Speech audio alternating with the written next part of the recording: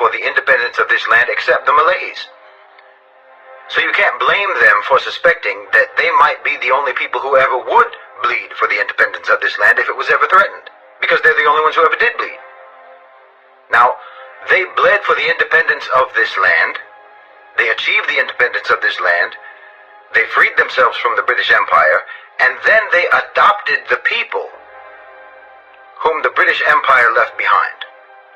They integrated them into the citizenry of the new independent Malaysia.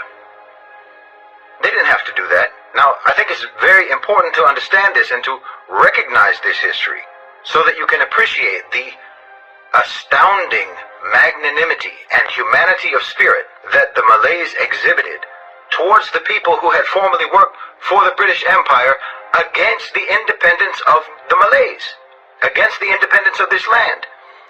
They integrated those people into the citizenry, they gave them full citizenship, and they made Malaysia, and now they're all brothers and sisters. They're all fellow citizens in the same one Malaysia. It's extremely important to recognize this and to appreciate this, because it seems to me that it's very popular to allege that the only obstacle to Malaysia being a successful, multiracial, multi-ethnic, multi-religious society, the only obstacle to that is the Malays. The opposite is true. You can't level that charge against the Malays. There is a multiracial society in Malaysia because of the Malays. There is a multi-ethnic society in Malaysia because of the Malays.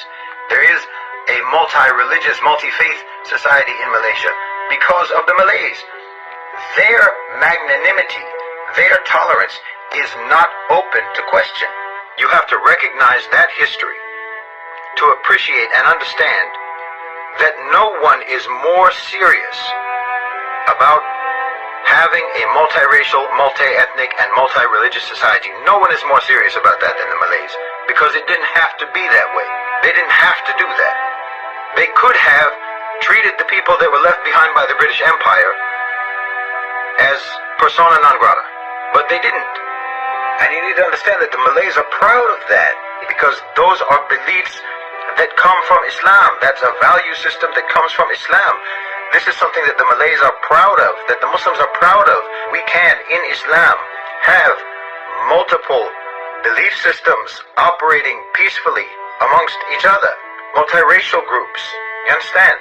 So it doesn't make any sense for anyone to oppose Islam being the official religion of the state of Malaysia in the Constitution, because it's on that basis, it's because of that value system that you have a multiracial, multi-ethnic, and multi-religious society. You have to appreciate it.